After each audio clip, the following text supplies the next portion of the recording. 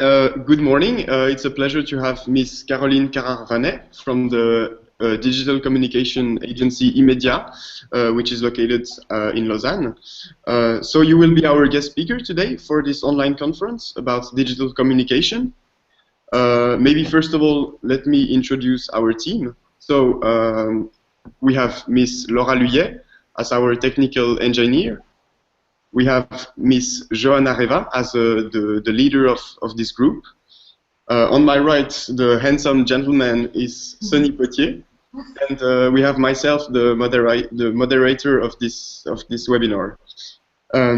So before going on to the following topics, maybe could you first of all please tell us more about your professional background and maybe a bit about your company's activities, please. Oui, alors volontiers. Donc je vais vous faire la présentation en français, mais il n'y a pas de problème. Vous pouvez me parler en anglais, tout va bien. Mon parcours, j'ai fait mes études à l'école hôtelière de Lausanne.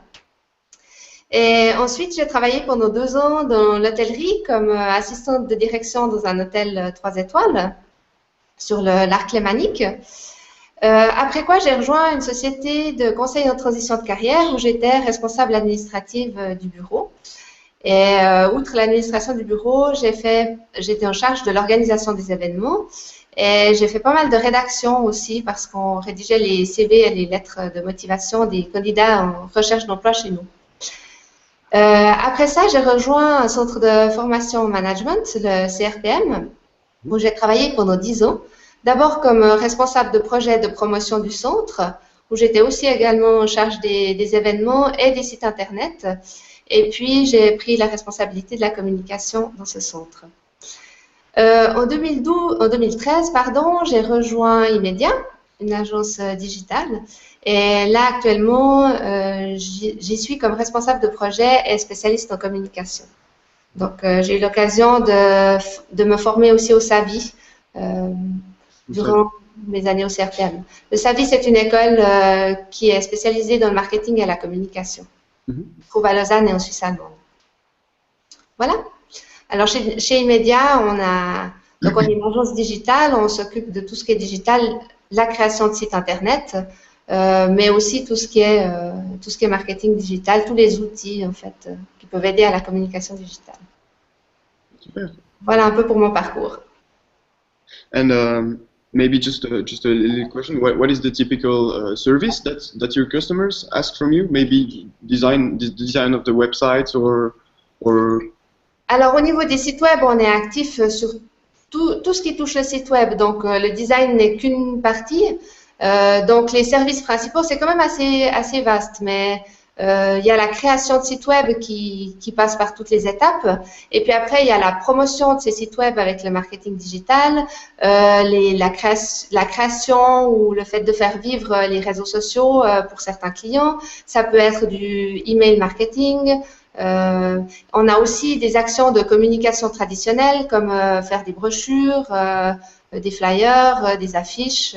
Donc c'est assez vaste. Mais le core business, à la base, c'est la création de sites internet. Okay. Yeah, we will have the pleasure to hear you talk about these different topics later on.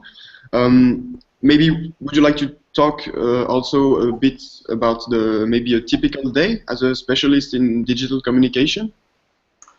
Alors ça, c'est difficile. Je peux pas vous dire qu'il y a un jour typique. C'est aussi ce qui fait l'intérêt de la chose. Il y a pas, on arrive le matin à 8 heures, on fait ça, à 10 heures, on fait ça. C'est très variable. Vous pouvez avoir un jour où on va faire du design sur une demi-journée.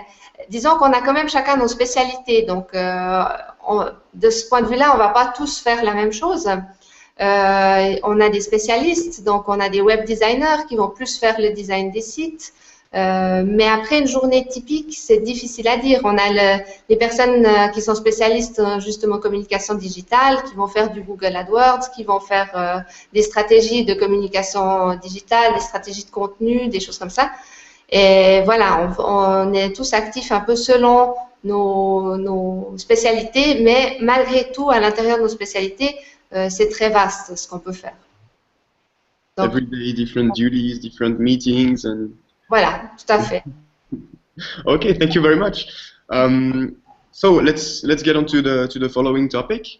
So the first topic that we will hear you talk about today is the digital communication strategies and the features that are associated. So, yeah. Oui. Alors, moi j'ai pensé vous parler un petit peu de quelques éléments clés d'une bonne stratégie digitale parce qu'il y a beaucoup d'éléments et puis c'est difficile de vous parler sur une courte période de tous les éléments. Donc, je vais en aborder quelques-uns, notamment le site Internet et les réseaux sociaux. Pour introduire ceci, je voulais juste faire un rappel, peut-être que c'est des choses que vous connaissez déjà, mais un peu des particularités et des atouts de la communication digitale. Qu'est-ce qui change finalement dans cette communication digitale par rapport à la communication traditionnelle?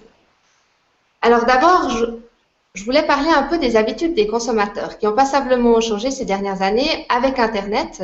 C'est vrai qu'Internet a joué un rôle majeur dans l'évolution des comportements des consommateurs. Aujourd'hui, les gens veulent s'informer davantage qu'avant. Avant d'acheter, on veut connaître les produits qu'on va acheter, mais relativement dans le détail. Mais on veut peut-être aussi connaître l'entreprise qui les vend, sa philosophie. On veut avoir des avis d'autres personnes qui ont utilisé ces produits ou ces services. On veut pouvoir comparer. Et tout ça, Internet le permet. Mais ça veut dire aussi que c'est plus exigeant au niveau de la communication des entreprises et que la communication digitale, elle doit aller plus loin qu'un simple slogan publicitaire. Si avant, peut-être, on avait tendance à décrire son produit ou son service, aujourd'hui, on n'est plus vraiment dans cette configuration-là. On veut vraiment un dialogue. On peut remarquer, par exemple, dans le tourisme, qui est votre domaine d'activité, l'évolution flagrante qu'il y a eu avec les offices peut-être pas les offices de tourisme aussi, mais les agences de tourisme, par exemple, où maintenant, une agence, elle doit vraiment proposer beaucoup plus qu'une simple réservation de prestations. Parce que si c'est réserver des prestations, chacun peut le faire lui-même sur Internet. Donc ça, c'est vraiment quelque chose qui a beaucoup changé dans les habitudes, les modes de fonctionnement. Maintenant, la communication digitale, elle permet aussi une approche beaucoup plus relationnelle et participative avec ses prospects ou ses clients. C'est vraiment l'échange qui est au cœur des considérations. Et avec les médias sociaux, ça nous permet d'entrer en relation, justement, en interaction avec les internautes. Parce que eux, ils vont réagir au contenu qu'on leur propose, par exemple en laissant des commentaires. Donc, c'est important que la qualité du contenu diffusé soit vraiment soignée, parce que c'est comme ça qu'on va pouvoir créer cet engagement des internautes vis-à-vis de notre marque ou de notre entreprise. Un autre point fondamental qui est différent de ce qu'on avait avant, c'est les possibilités d'analyse. Sur Internet, en communication digitale, on peut vraiment tout analyser des actions qu'on fait, ce qui n'était que très difficilement possible avec une publicité standard ou un flyer, par exemple, ou même un envoi papier. C'est assez difficile de mesurer les retours. Sur Internet, si vous faites un emailing, vous savez vraiment qui a vu votre mail, qui l'a ouvert, qui sont ces gens, d'où ils viennent. On peut savoir vraiment énormément de choses. Donc, ces possibilités d'analyse, elles sont très intéressantes. Elles sont intéressantes pourquoi aussi? Parce que on va pouvoir adapter notre communication, on va pouvoir adapter aussi nos services et nos produits en fonction des besoins et des attentes des clients. Et puis, le dernier avantage qui n'est pas négligeable, c'est le rapport qualité-prix. C'est vrai qu'on peut faire beaucoup de choses en digital pour le prix d'une pub papier dans un magazine. Donc, c'est aussi quelque chose qui attire les entreprises. Maintenant, est-ce que ça veut dire que la communication digitale, avec tous ses avantages, elle va remplacer la communication traditionnelle? Non, pas du tout. La communication digitale et la communication traditionnelle, elles font partie d'un tout. D'abord, on a une réflexion globale sur sa stratégie de communication. Les questions qu'on se pose, c'est quels sont nos objectifs de communication, quelles sont nos cibles, quels sont les messages qu'on veut leur faire passer, quels sont les canaux qu'on va utiliser. Ces questions-là, elles sont les mêmes pour la communication digitale ou pour la communication traditionnelle. En fonction des réponses qu'on a à ces questions, on va choisir les outils qu'on va utiliser, aussi bien dans le digital que dans le traditionnel. Et tous ces outils, en fait, ils doivent se compléter et se soutenir mutuellement dans les campagnes qu'on fait. Donc, c'est vraiment, ça fait partie d'un tout et c'est pas une des communications qui va disparaître au profit de l'autre. L'important dans toutes ces actions de communication, c'est toujours de rester fidèle à l'ADN de sa marque et puis de construire en fait autour de notre identité pour renforcer cette dernière. Voilà un peu ce que je voulais vous dire sur certaines spécificités de la communication digitale et de l'interaction entre le digital et le traditionnel. Est-ce que vous avez des questions jusque-là? Yeah, so maybe the way the brand is perceived by the public justifies the creation of the public relationship agency that were maybe not as necessary before in companies. Je suis pas sûre d'avoir bien compris votre question. C'est-à-dire la création des agences de relations, en fait, des relations publiques. Les relations publiques, oui, tout à fait. Donc, c'est une, comment dire, c'est une spécificité dans une entreprise qui est plus nécessaire aujourd'hui qu'avant. Alors non, je dirais pas ça, parce que les relations publiques, c'est quelque chose, c'est un domaine de la communication qui est particulier, en fait, qui est différent de la communication produit, qui est plus proche de la direction générale, mais qui a de tout temps, les relations publiques ont été très importantes parce que c'est quand même l'image de l'entreprise, c'est l'image dont on présente, la manière dont on présente l'entreprise, son positionnement, son style. Donc, je pense que ça a toujours été assez important en fait. Je pense pas qu'on peut dire qu'aujourd'hui ça l'est plus qu'avant. Ça l'est toujours autant, mais je pense pas que ce soit plus important qu'avant. Mm-hmm. Okay, yeah, it is interesting to see that the digital communication is also a moving trend that the company will have to take into account, especially in the future, to take into account the different trends and the evolution of these trends as well. Yeah. Okay. Let's move on to the next topic. It is the current situation and also the evolution of the websites and the features. Could you please tell us more about the evolution of the websites, please? Yes. Alors, au niveau des sites Internet, moi je vous dirais que le site Internet, c'est un peu le centre, c'est le premier point, la première chose qu'on a sur Internet souvent. C'est un peu ce qui est central par rapport à la communication digitale. Alors, qu'est-ce qui se passe aujourd'hui? Comment ça évolue dans ce monde des sites Internet? Ce qu'il faut savoir aujourd'hui, c'est qu'un site Internet, ce n'est pas une simple carte de visite. Ce n'est pas 3 pages sur lesquelles vos clients qui vous connaissent déjà vont venir pour chercher votre adresse ou votre numéro de téléphone. Aujourd'hui, avec un bon site Internet, on doit pouvoir générer des conversions, c'est-à-dire qu'on doit pouvoir attirer des gens qui seront potentiellement intéressés par nos services, mais identifier ces prospects, générer des inscriptions à nos newsletters, par exemple, générer des demandes de catalogue, faire de la vente pour certains sites e-commerce. Voilà, donc c'est vraiment beaucoup plus large qu'une simple carte de visite. Et donc, ça passe par plusieurs points clés pour avoir un bon site Internet. Une des choses qui a changé ces dernières années, c'est la mobilité. Et ça a beaucoup influencé la manière de développer les sites Internet.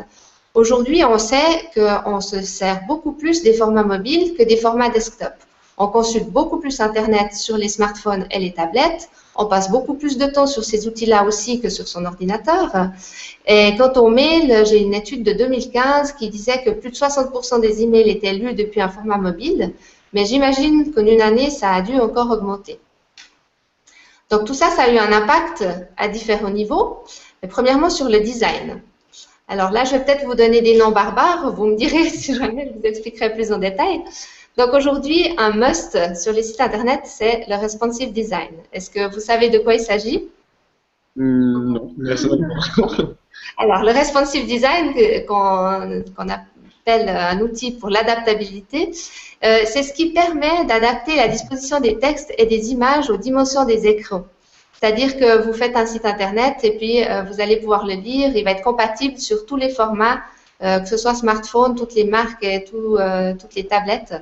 Et ça, c'est quelque chose qui semble assez évident aujourd'hui, mais qui est finalement pas si ancien que ça.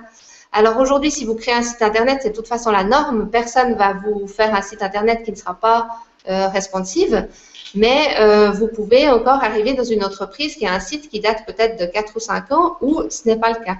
Et ça, c'est vraiment important aujourd'hui de passer à ce style-là.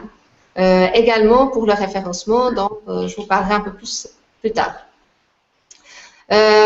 Une autre chose qui a évolué dans le design, c'est le style graphique. Maintenant, on fait beaucoup de flat design. À une époque, on avait beaucoup de détails dans le design, des reliefs, des textures. Aujourd'hui, on a abandonné tout ça et on est sur un style graphique minimaliste, qui est simple, épuré, d'où son nom, le flat design, assez plat. Et on enlève tous les détails superflus parce qu'on s'oriente vers une lisibilité et une clarté maximale. On veut vraiment être efficace sur les petits écrans, qu'on aille directement à l'essentiel, qu'on sache où cliquer et où trouver les informations. Et plutôt que des textures ou des reliefs ou des choses comme ça, on va travailler plus avec des aplats de couleurs, des contrastes assez forts. On donne la priorité au contenu et à la hiérarchisation des informations. Et puis le dernier point au niveau du design, c'est la qualité des images. Les images aujourd'hui, elles ont une place prépondérante dans tout ce qui est contenu web. Donc il y a aussi beaucoup d'évolutions au niveau des formats d'images pour qu'elles soient de la meilleure qualité possible sur tous les formats. Maintenant, j'ai un petit site qui peut vous intéresser, où c'est un comparatif entre l'ancien design et le flat design sous forme un peu de jeu. C'est un site qui date de 2012, mais il est assez sympa, donc je voulais vous le transmettre. Est-ce que j'arrive à vous le transmettre dans une conversation parallèle? Il y a le chat juste en haut à gauche. Exactement. Alors, voilà. Il y a- Voilà. Est-ce que vous le voyez? Pas encore. J'ai ajouté comme source.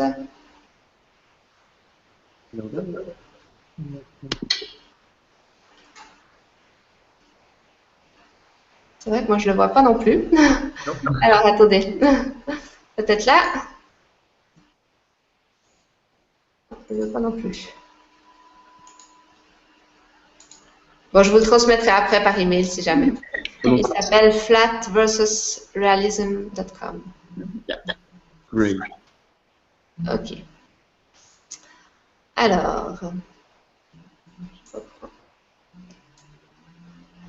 ensuite, donc ça c'était par rapport au design. Maintenant, par rapport au contenu. Alors, le contenu, je vais vous dire quelque chose qui va peut-être vous paraître une banalité, mais le contenu doit être destiné au lecteur. Ça paraît assez évident, mais en fait, j'aimerais revenir un peu plus en détail là-dessus. Il y a deux aspects par rapport à ça. Il y a d'abord les aspects de communication.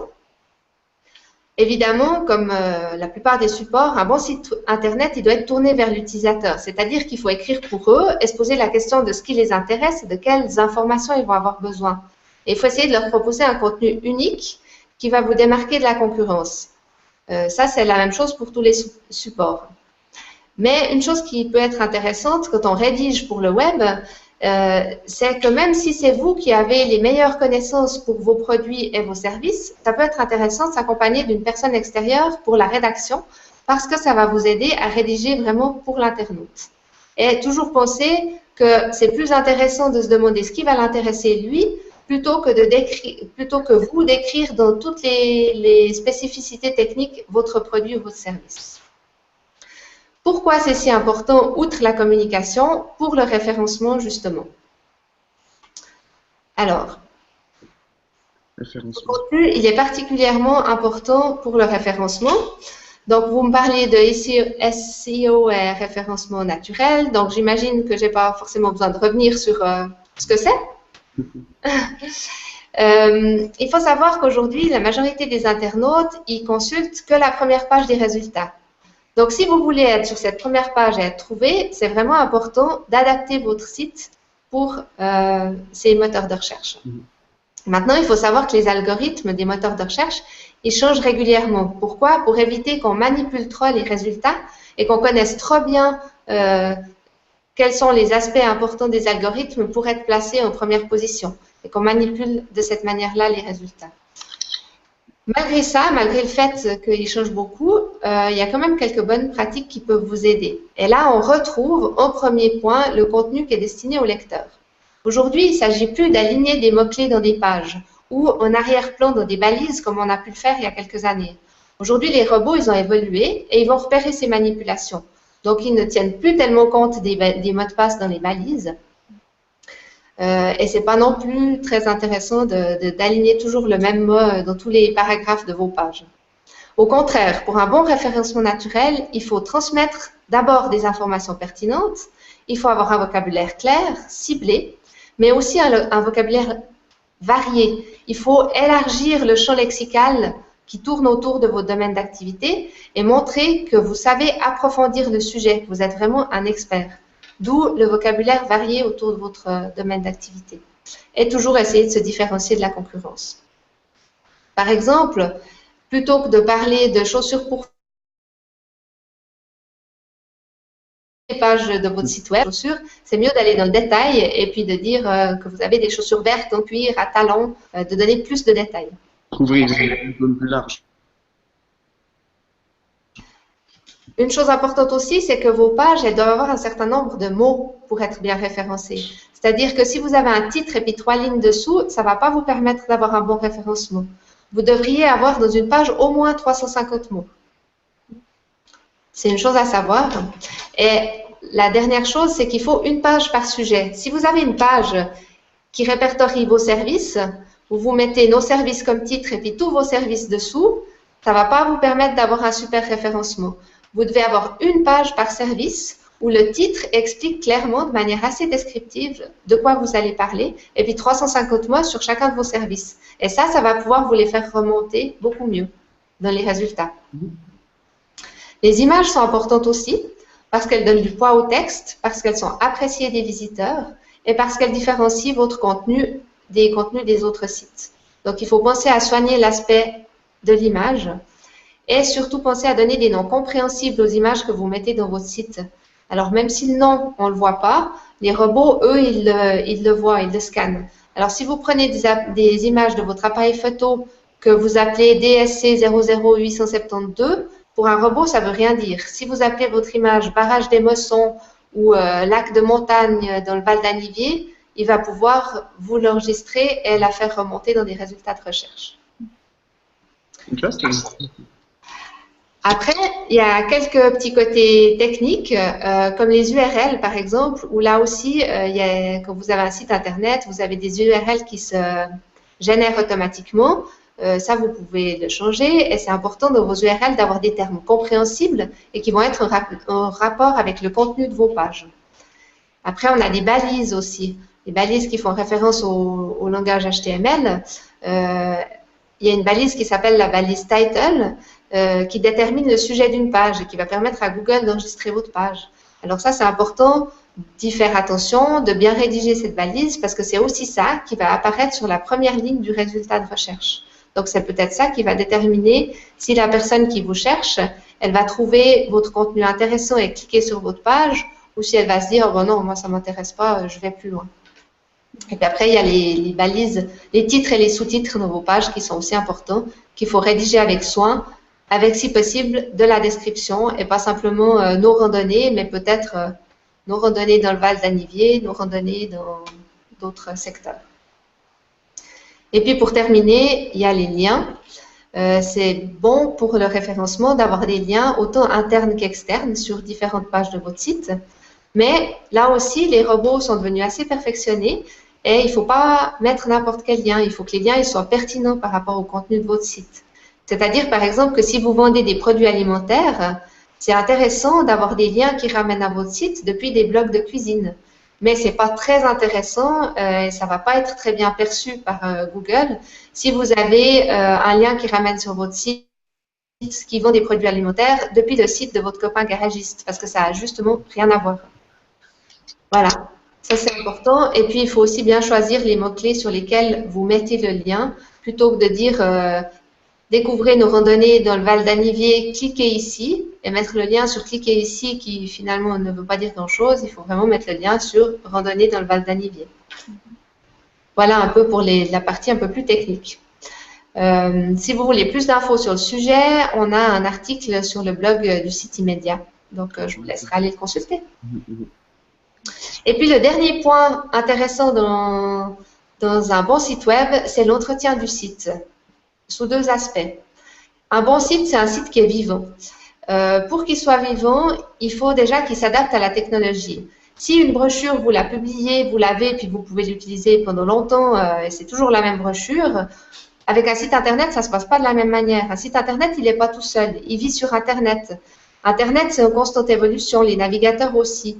Donc, si vous voulez que votre site il soit au top, vous devez, au fil des améliorations d'Internet et des navigateurs, vous adapter aussi à ces évolutions. Sinon, votre site il risque de devenir instable. Il va peut-être avoir des mauvais affichages ou des fonctionnalités qui ne fonctionnent plus correctement, ou même il va avoir des failles de sécurité qui vont être du pain béni pour les hackers, qui vont faire toutes sortes de choses que vous n'aviez pas souhaitées sur votre site. Donc, c'est important quand vous décidez à faire votre site Internet, de penser, oui, OK, je dédie du temps, un budget à la construction de ce site Internet, mais après, je veux aussi confier cette mise à jour régulière à des professionnels et du coup, je prévois que mon site, il va vivre. Autant du côté technique que du côté du contenu, il faut faire vivre l'information pour le référencement toujours. Pour la communication aussi, si vous avez un site statique, ça peut donner l'impression aux visiteurs que les informations, elles sont plus tellement d'actualité ou que le site n'est pas très intéressant et du coup, ils vont pas revenir. Ils vont dire, bon, OK, d'accord, j'ai vu, voilà. Donc, c'est important de faire vivre l'information sur votre site.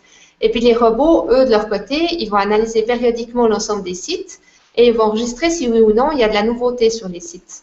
Ils vont privilégier ceux qui apportent des nouveaux contenus.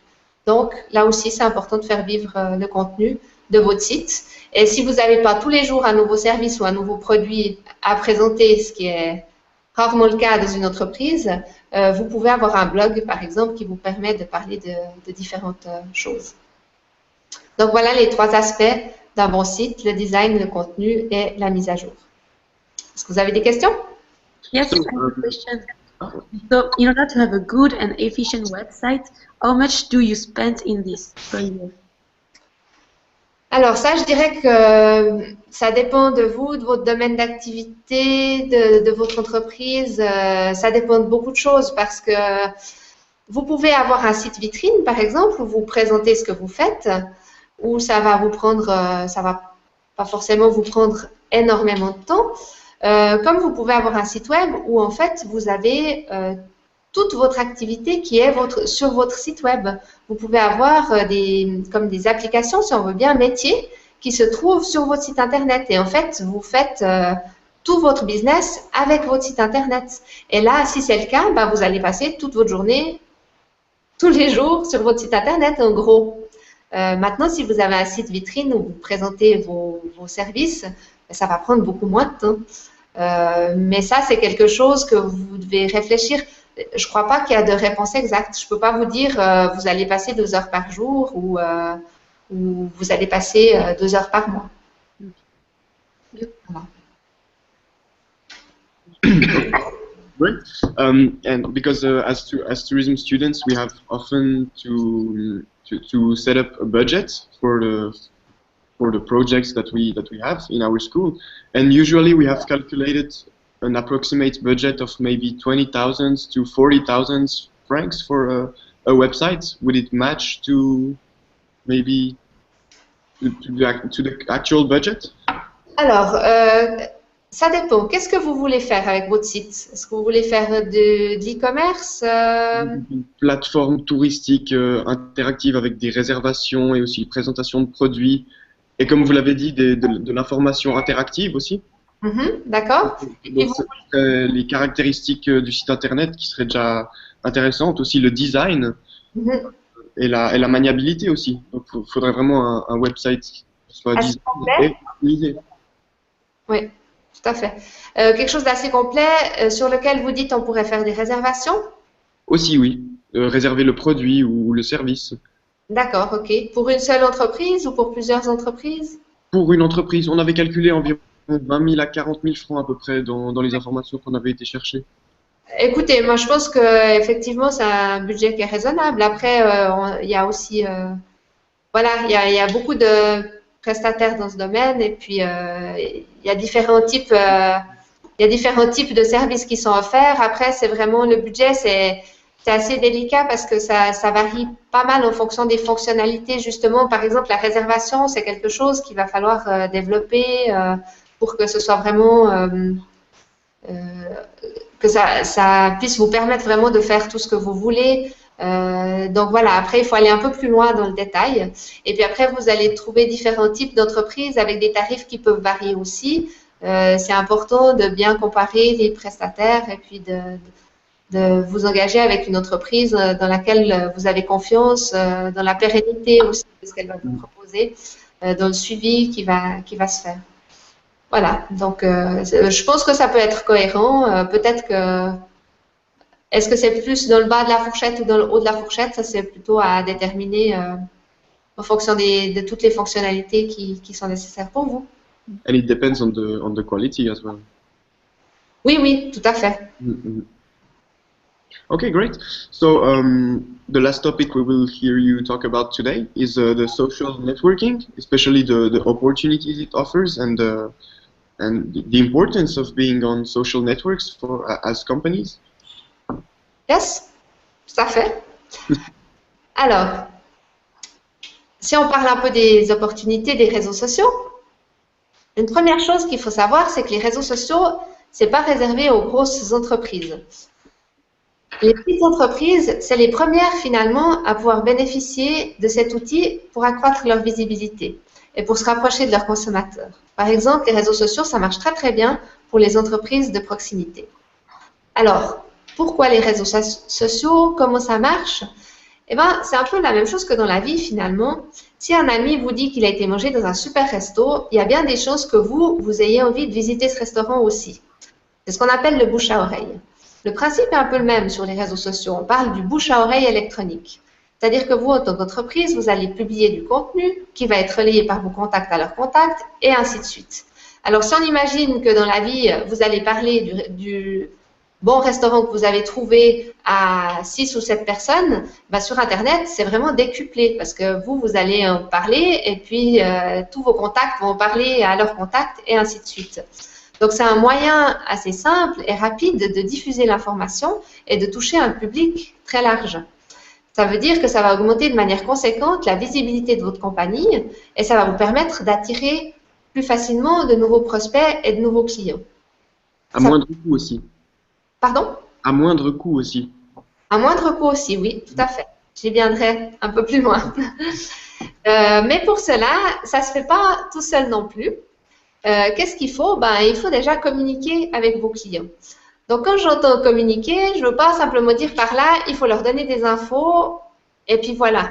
Non, sur les médias sociaux, le but, ce n'est pas simplement de donner de l'info, c'est vraiment d'interagir avec la communauté. Et pour interagir avec eux, eh ben, il faut leur proposer du contenu intéressant. Pourquoi est-ce qu'on veut interagir avec eux? Premièrement, pour mieux les connaître, parce que le fait qu'ils puissent vous faire des commentaires, ils vont vous donner des messages, ils vont vous faire des retours sur ce que vous avez publié. Et ça va vous permettre d'améliorer d'une part votre communication, parce que vous allez voir ce qui leur plaît, ce qui ne leur plaît pas dans votre communication, et vous allez vous concentrer sur ce qui leur plaît. Et puis, ça vous permet aussi d'améliorer vos services ou vos produits en répondant mieux à leurs attentes. Parce que si quelque chose, si vous recevez un commentaire de quelqu'un qui vous dit « Oh, moi, je n'ai pas été content de ça », c'est l'occasion de lui parler en personne pour lui dire que vous avez tenu compte de ce qu'il vous a dit et puis que vous allez améliorer votre service. Ça vous permet aussi d'offrir à votre audience une manière beaucoup plus directe et personnalisée de communiquer avec vous. Ça va permettre aussi qu'ils se sentent plus proches de vous et par conséquent qu'ils vous accordent plus leur confiance. Vous allez améliorer votre réputation et puis ça va vous permettre de fidéliser vos clients. Donc le but, c'est vraiment de créer cette communauté. Et pour ça, de leur proposer des contenus qui sont pertinents et qui sont personnalisés, des choses qui vont les intéresser. Vous pouvez parler des tendances de votre domaine d'activité, mais au sens large, leur donner des conseils, peut-être plutôt que le conseil du guide que tout le monde aura lu, le conseil de vous qui êtes dans une région où eux ne sont pas, et dire, ben, nous, les gens de la région, voilà ce qu'ils font. C'est pas quelque chose qui est dans les guides, c'est ce que nous qui vivons là, on fait. Et ça intéresse des gens qui viennent d'ailleurs. Vous pouvez leur faire part de vos expériences. Toutes ces choses qui vont favoriser le dialogue, qui vont faire qu'ils auront l'impression que vous parlez de personne à personne et qu'ils vont avoir envie de réagir et de diffuser votre information. Parce qu'avoir beaucoup de fans qui aiment vos pages, c'est bien sûr que c'est bien. Mais s'ils ne sont pas actifs, ben, l'information, elle ne va pas plus loin. Donc, ça n'a pas tant de valeur que ça, finalement. Ce qui est intéressant aussi, si on revient dans le principe du bouche à oreille, c'est en termes d'image, si la communauté, elle relaye les informations que vous lui avez données, c'est un contenu qui est partagé par quelqu'un. Il sera perçu comme plus authentique qu'une information qui est donnée directement par l'entreprise. Si un resto vous dit ah, moi, je fais des super pizzas », vous direz, bon, oui, ben, il ne va pas nous dire que ces pizzas ne sont pas bonnes.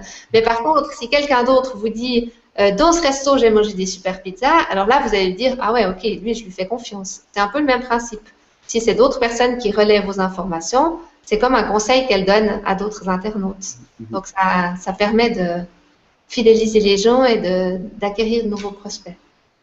Et puis, dans ces communications-là, c'est important d'essayer de se détacher du côté purement commercial et puis de pas seulement vanter la qualité de ses produits ou services, mais d'élargir un peu son horizon, même si c'est plus lointain par rapport à son activité, mais il faut que le contenu soit de qualité et vraiment centré sur le consommateur plus que sur soi ou son entreprise. Il y a un autre moyen qui est intéressant pour créer de l'engagement sur les réseaux, c'est les concours, par exemple. C'est vrai que tout le monde aime bien les concours, on aime bien participer à un concours et avoir l'opportunité de gagner quelque chose. Ça, en tant qu'entreprise, ça va vous permettre de récupérer des adresses mail pour des prochaines campagnes et de pouvoir continuer à parler à ces prospects, à ces gens qui s'intéressent à vous. Et puis, ça va vous permettre d'augmenter votre notoriété et de fidéliser vos fans. Alors, quand vous faites un concours, le sujet, il n'a pas besoin de porter sur votre produit directement. Chez Immedia, on a fait un concours pour Suisse Itinérance, qui est une entreprise qui vend des guides de randonnée. Le concours portait sur, les gens devaient envoyer en fait leurs photos de randonnée. Donc ça parlait pas des guides qui vendent, mais c'était lié malgré tout à l'activité. Ça a bien marché. Par contre, pour les gains, c'est important aussi qu'il y ait un lien, les gains au concours, c'est important qu'il y ait un lien avec votre marque, que ça ramène toujours à vos produits. Et là, on a fait une campagne pour la marque Elite, qui est active dans la literie haut de gamme. Et le concours permettait de gagner une nuit dans un hôtel de luxe. On se dit, bon, Elite, ils font des lits, un hôtel de luxe, mais en fait, ça permettait à la personne qui gagnait de dormir sur un matelas Elite dans un hôtel de luxe. Voilà. Donc ça a bien marché aussi.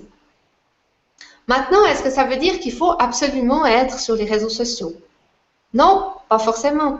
Est-ce que parce que tous les concurrents sont sur les réseaux sociaux, il faut y être? Est-ce que parce que c'est la mode, il faut y être? Non, c'est pas obligatoire d'y être.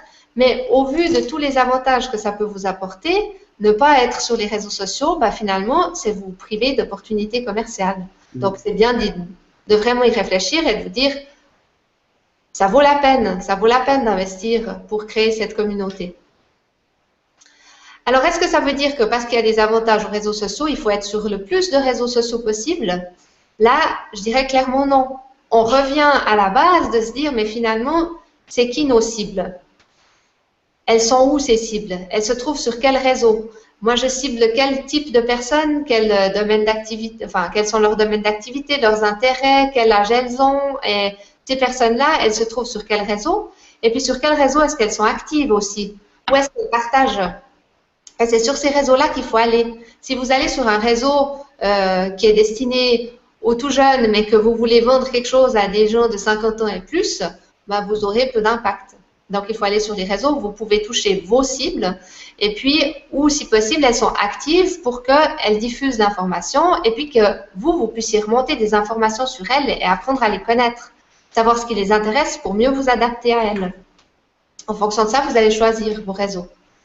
Et puis surtout, c'est important, quand on choisit des réseaux sociaux, une fois qu'on décide d'y être bien. Ça veut dire quoi, y être bien? Ça veut dire publier régulièrement. Il faut vraiment faire un plan de communication, vous dire, bon, ok, je publie combien de fois? Une fois par semaine, une fois toutes les 2 semaines, une fois par mois. Mais de décider ça à l'avance et puis de vous tenir à ce calendrier et vraiment d'être récurrent dans vos publications. De ne pas publier tout à coup une chose tous les jours pendant une semaine et puis après plus rien pendant un mois. Et pour ça, c'est bien de faire un vrai plan de communication, de faire une analyse des sujets que vous pouvez aborder et de prendre un peu d'avance dans la préparation. Ça vous évitera de tout à coup vous retrouver à court de contenu ou tout à coup d'abandonner cet aspect-là de la communication parce que vous n'avez pas le temps, parce que vous êtes trop pris dans votre activité première. Et puis, vous pouvez tester comme ça les sujets qui marchent et vous concentrer sur ceux-là. Donc, choisir bien vos réseaux en fonction de vos cibles et puis ensuite être actif dessus. Voilà un peu ce que je pouvais vous dire. Vous m'aviez posé une question par rapport à est-ce qu'on peut faire de la promotion d'une entreprise sur Snapchat et Instagram. Oui, bien sûr, si votre public cible est sur Snapchat. Voilà. Donc, c'est vrai que Snapchat est beaucoup utilisé par un public jeune. Si vous voulez vendre des choses à ce public-là, oui, bien sûr, allez sur Snapchat. Maintenant, si vous allez sur Snapchat parce que vous trouvez que c'est ce qu'il y a de mieux, que c'est ce qu'il y a de plus fun, mais que vous voulez vendre des choses à des gens qui ont 30 ans et plus, ben, vous n'aurez pas beaucoup d'impact parce que c'est quand même relativement peu utilisé. Instagram, par contre, pour le tourisme, c'est vraiment un super outil parce que ça favorise les photos. Et puis, dans le tourisme, il y a vous avez beaucoup de possibilités d'avoir des très belles images qui donnent envie de venir chez vous ou de revenir chez vous. C'est facile aussi de faire des belles photos pour faire la promotion d'activités. Donc, c'est un bon outil pour ce qui est de l'image. D'autant plus que les images parlent d'elles-mêmes, on va dire. Tout à fait, oui. Dans le tourisme avec des beaux paysages. Exactement. Voilà. Maintenant, je pourrais vous dire encore un ou deux mots sur qui doit s'occuper des réseaux sociaux dans l'entreprise et qui doit être impliqué. Alors, c'est un peu à tous les niveaux. D'abord, c'est important d'avoir le soutien de la direction parce que la stratégie de communication sur les réseaux, elle doit être alignée avec la stratégie globale de l'entreprise. C'est pas le service communication qui va publier n'importe quoi qui n'est pas en lien avec l'identité de l'entreprise. Donc, c'est important d'avoir le soutien de la direction. Et puis, pour la rédaction et la publication, il faut choisir des personnes qui peuvent parler au nom de l'entreprise, soit qui sont spécialistes des médias sociaux comme un community manager, ou en tout cas une personne qui connaît un peu les ficelles de la communication d'entreprise, qui connaît bien les valeurs, les cibles, qui est à l'aise avec la rédaction. Mais après, une fois que vous avez choisi les personnes qui sont actives sur les réseaux, c'est important aussi de sensibiliser les collaborateurs à ce qu'on fait sur les réseaux pour que chacun puisse relayer l'information qui est publiée. Vous pouvez aussi travailler avec une agence externe qui peut vous dégager un peu de temps en faisant une partie du travail pour vous. Il y a des agences qui s'occupent de toute la partie réseaux sociaux pour certaines entreprises. Mais vous pouvez faire aussi un mix des deux. Une agence peut vous aider à définir votre stratégie, sur quel réseau vous allez être, quel genre de contenu vous allez publier, à quelle fréquence, quel va être le style de votre communication. Et puis après, cette agence, elle peut aussi former des gens à l'interne pour faire vivre ces réseaux. Donc voilà, il y a différentes possibilités de travailler avec ça.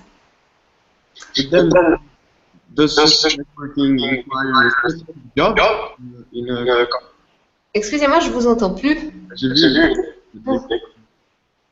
Est-ce que d'être sur les réseaux sociaux, est-ce que ça nécessite vraiment une place de travail au sein d'une entreprise, à proprement parler? Alors, pas forcément une place de travail à 100%, mais une partie d'un poste, oui, clairement.